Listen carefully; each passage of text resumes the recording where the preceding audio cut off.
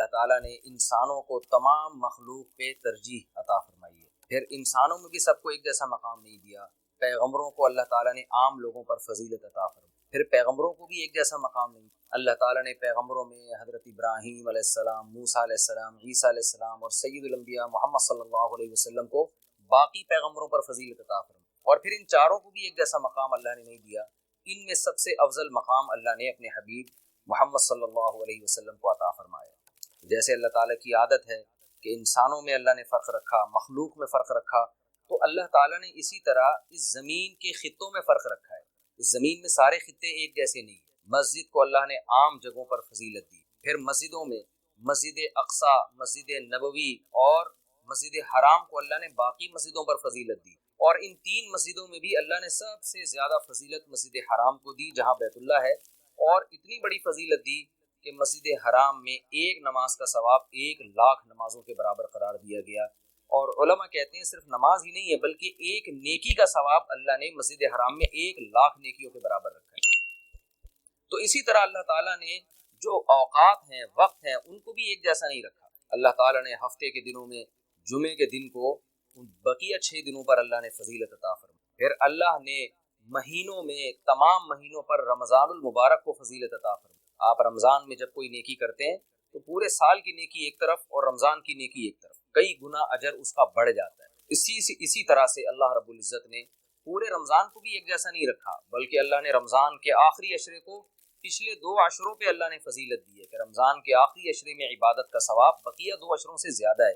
یہی وجہ ہے کہ آپ صلی اللہ علیہ وسلم رمضان کے آخری عشرے میں شد میزرہ، امی عائشہ رضی اللہ تعالیٰ عنہ فرماتی ہے تہبند کس لیا کرتے تھے. یہ کنایہ ہے عبادت سے، بالکل پوری رات آپ صلی اللہ علیہ وسلم عبادت کی. اور کمال کی بات یہ ہے کہ رمضان کے آخری عشرے کی جو 10 راتیں ہیں یا 9 راتیں ہیں، ان میں بھی پھر اللہ نے 9 کو برابر نہیں قرار دیا، بلکہ ان میں ایک رات ایسی اللہ نے بنائی جو پورے رمضان کی تمام راتوں سے افضل اور پورے سال کی تمام راتوں سے افضل. اور اس کا نام بھی اللہ نے خود متعین کیا کہ اس کا نام ہے لیلۃ القدر. قدر کا مطلب مرتبے والی، قدر و منزلت والی، اونچے مقام والی رات. بھی اللہ کی عادت ہے کہ جیسے آپ دیکھتے ہیں کہ مختلف قسم کی کمپنیاں مختلف پیکیجز نکالتی ہیں اپنی پروڈکٹ کو سیل کرنے کے لیے، لوگوں کو فائدہ پہنچانے کے لیے، خود پیسے کمانے کے لیے. اللہ کو ہماری ضرورت نہیں ہے ہماری عبادت.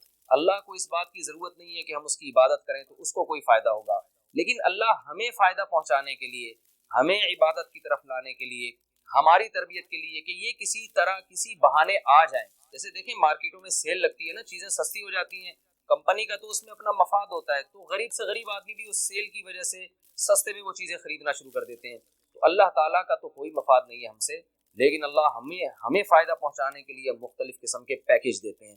کیا رمضان کا ایک پیکیج ہے جس میں گناہ گاروں کو توبہ کی توفیق ملتی ہے. پورے سال کچھ نہیں کیا تو کچھ رمضان میں کر لو.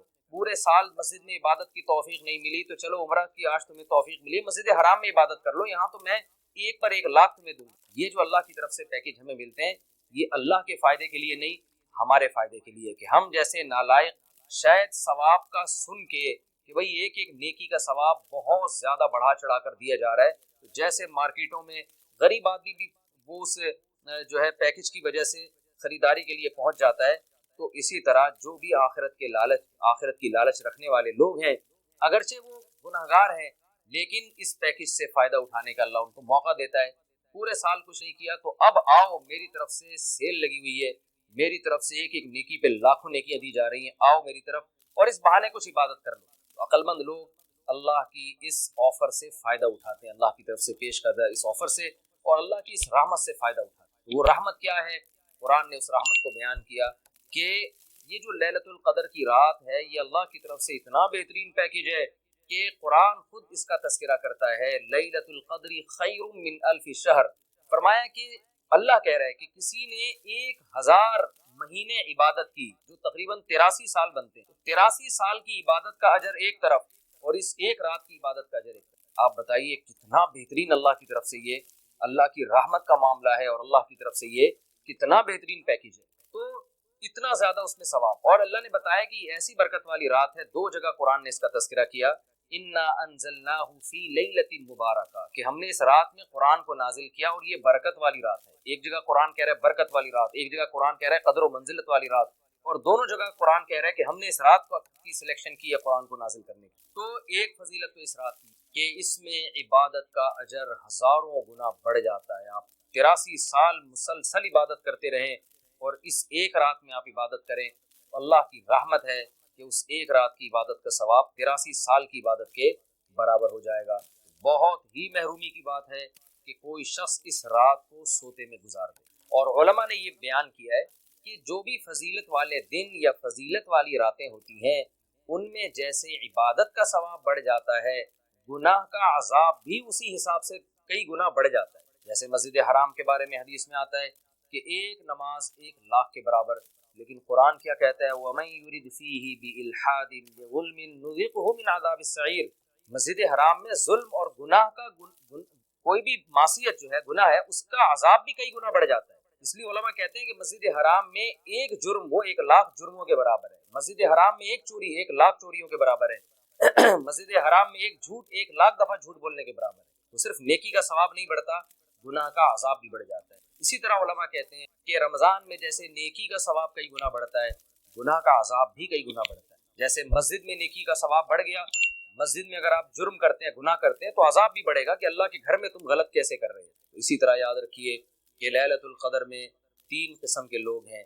ایک تو وہ لوگ جو عبادت کر کے اس رات کو قیمتی بناتے ہیں اور 83 سال کی عبادت اپنے کھاتے میں، اپنے اعمال نامے میں ڈال لیتے ہیں۔ ایک وہ لوگ ہیں جو محروم ہوتے ہیں، پوری رات سوتے رہتے ہیں، لیکن وہ بھی خوش قسمت ہیں کہ چلو عشاء کی نماز جماعت سے پڑھی، فجر کی جماعت سے پڑھی، کسی درجے میں ان کو بھی ثواب مل گیا، تراویح کی کچھ رکعتیں پڑھ لی جتنی اللہ نے توفیق دی۔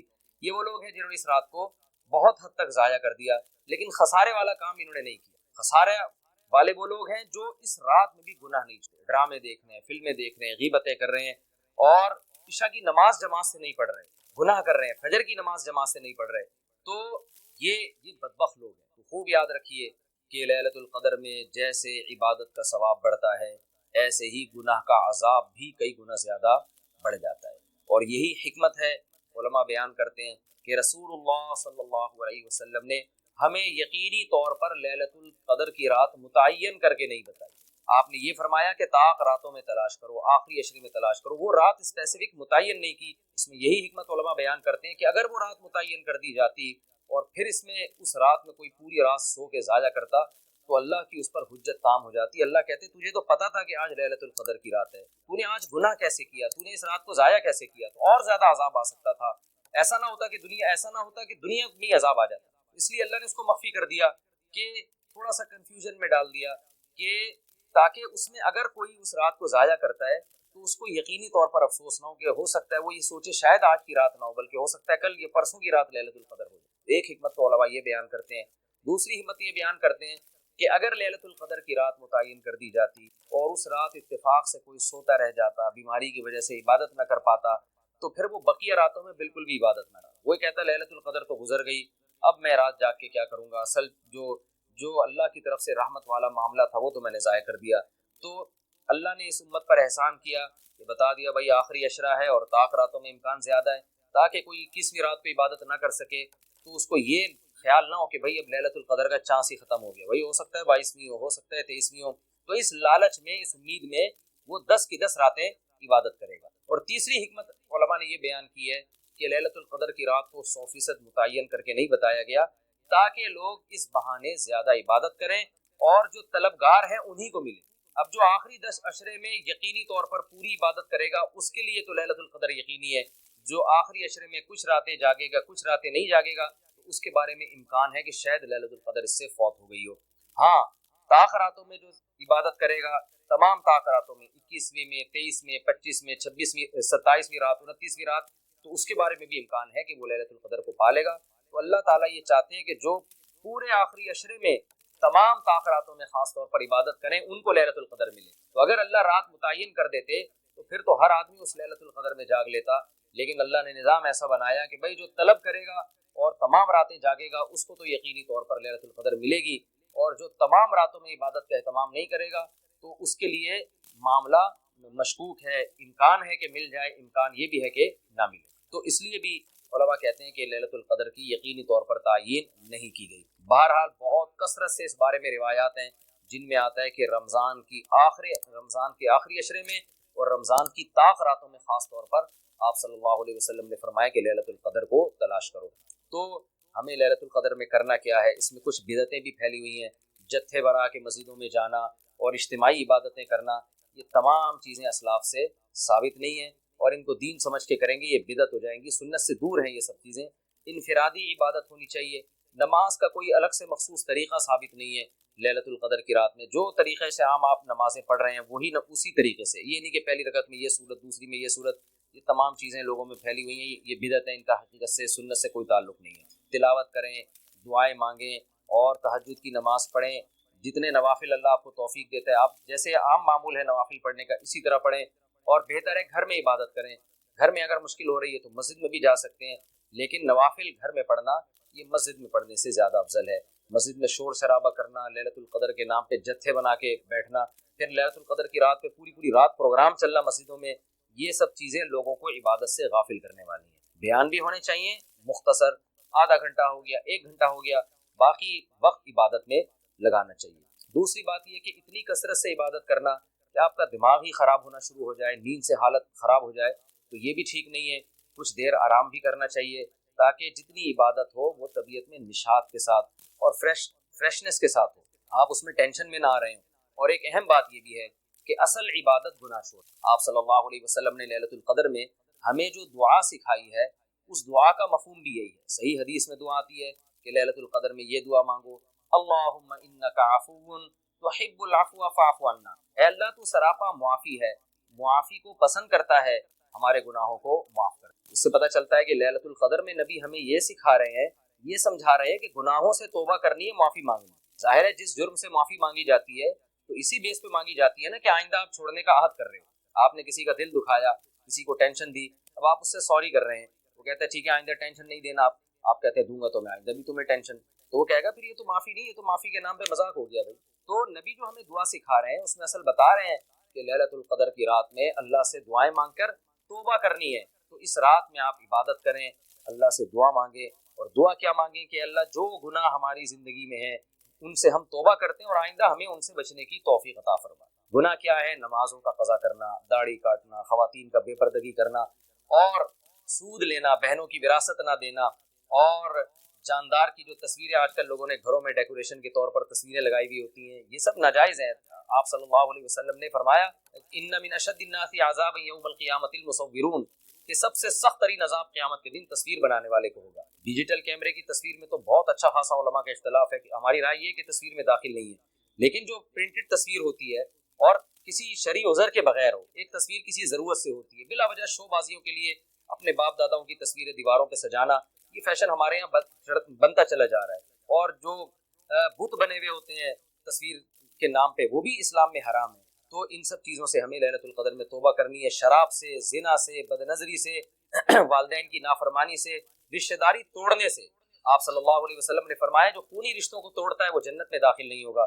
لیلۃ القدر کی رات میں آپ اپنے خونی رشتوں کو منا لیں، اس رات میں آپ اگر رشتے کو جوڑیں گے اس کا ثواب کئی گنا زیادہ ملے گا، اس کی برکتیں بہت زیادہ ہوں گی۔ اس رات میں صدقہ خیرات بھی کرنا چاہیے، اور ان تمام جرائم سے، نماز چھوڑنے کا گناہ، سود کا گناہ، وراثت کھانے کا گناہ، جو بھی ناپ تول میں کمی کا گناہ، آپ اگر کسی ادارے میں جاب کرتے ہیں، آپ تنخواہ پوری لے رہے ہیں مگر آپ کام میں ڈنڈی مار رہے ہیں، یہ خیانت ہے جس سے قرآن نے روکا ہے، یہ بھی ایک جرم ہے، اس جرم سے بھی ہم نے اس رات میں توبہ کرنی ہے۔